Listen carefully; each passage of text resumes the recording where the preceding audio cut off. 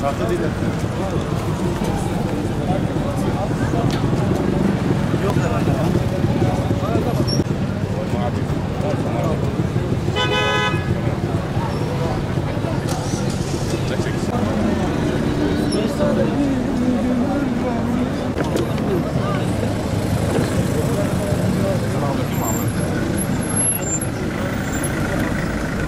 Akşam yemeği mi?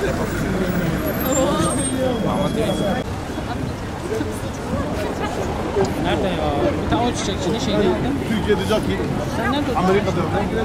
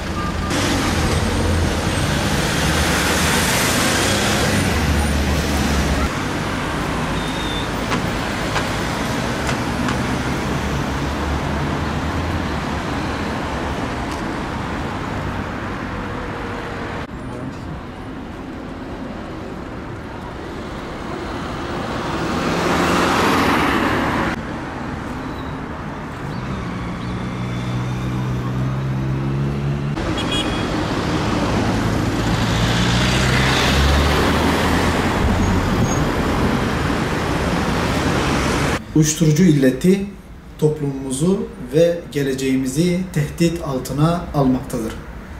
Uyuşturucu kullanım yaşı ilkokul çağına kadar inmiş, okul önlerindeki uyuşturucu çeteleri tarafından parsellenerek bölüştürülmüş. Hükümet yetkilileri ve bu iş ile uğraşanlar uyuşturucu istatistiklerini bir tarafa bırakıp bu işle mücadele etmelidirler. Bir an önce uyuşturucuyla mücadele projesini hayata geçirmeleri gerekiyor. Türkiye'de paylaşılan istatistiklere göre uyuşturucu kullanım, en az bir kez uyuşturucu kullananların sayısı 1.300.000 ve bu işte tutuklananların sayısı 50.000 kişi olarak belirtilmektedir.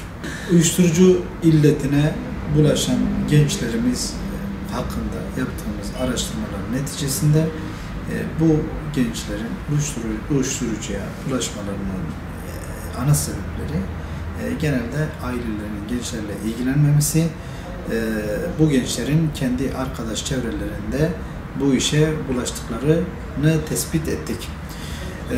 Bununla beraber gençlerin işsizliği bu işe bulaşmalarına sebebiyet vermiştir. Bizler de Hüdapar Gençlik Kolları olarak uyuşturucuyla mücadele kapsamında birçok çalışma yaptık, yapmaya da devam edeceğiz. Bunlarla beraber biz siyasi parti olmamız hasebiyle bu işi gündem yaparız.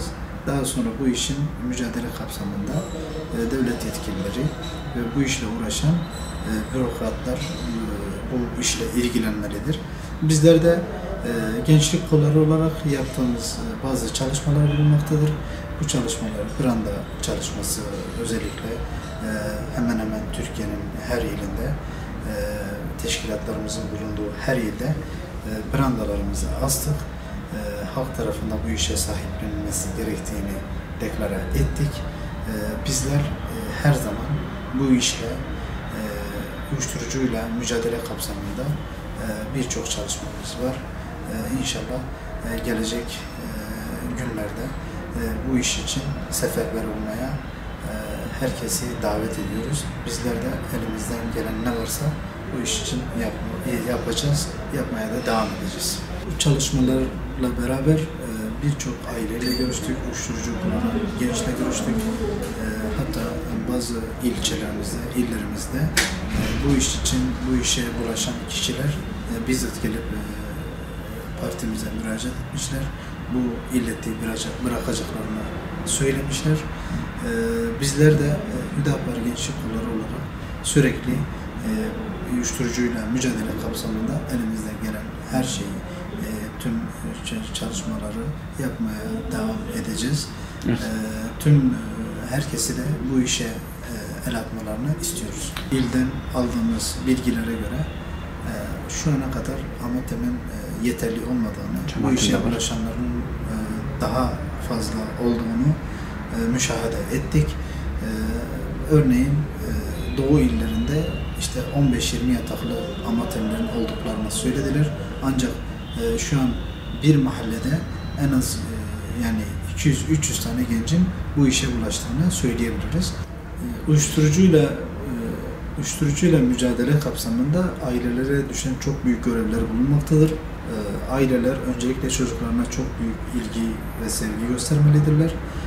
Kesinlikle başkalarının yaptığı gibi çocuklarını odalara kapatıp onlara cezalar vermemelidirler. Çocuklarını sürekli takip altında tutup çocuklarına bu iş için eğer bu işe bulaşmış ve bu işle birebir yakından ilgilenen kişileri tespit edip direkt devlet yetkililerine bildirmeleri gerekiyor. Bundan dolayı yani en büyük iş zaten aileye düşüyor. Ailenin yanında okulda bulunan okul yöneticilerine, okul idarecilerine düşüyor. Okul öğretmenleri bu işi tespit edip ailelerine bildirmelidir. Aileleri de bu işte çocuklarını takip edip çocuklarına ilgi ve sevgiyle bu işten kurtarabilirler. Halkın yarısından fazlasının fakir olduğu ve 1/5'inin açlık sınırının altında olduğu bir ülkede uyuşturucuyla alakalı yapılan operasyonlarda genelde bu kadar terörlik uyuşturucu yakalandığı denmesi bu işi cazip bir hale getiriyor. Halbuki yapılan operasyonlarda bu işi üstlenen devletin yetkilileri, emniyet birimleri yakalanan uyuşturucuda bu kadar insan öldü demeleri bu işin vahimlik durumunu ortaya koyuyor. İnsan hayatı bu kadar ucuz değildir. Uyuşturucu illetine bulaşan genç kardeşlerimizi görünce büyük bir üzüntü duyuyoruz.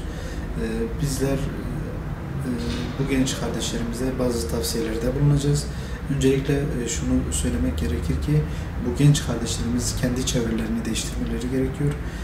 İslami bir çevreye bürünmeleri için İslam'la hemhal olmuş genç kardeşlerimizle bir arada beraber hareket ederek bu işten kurtulurlar. Bunlarla beraber kendi yaşamlarını da İslami bir yaşam modeline sokmaları gerekiyor.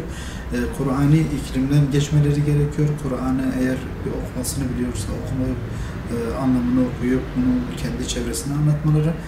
Bununla beraber eğer Kur'an okumasını bilmiyorlarsa Kur'an-ı Kerim'i okuyup öğrenip okumaları gerekiyor.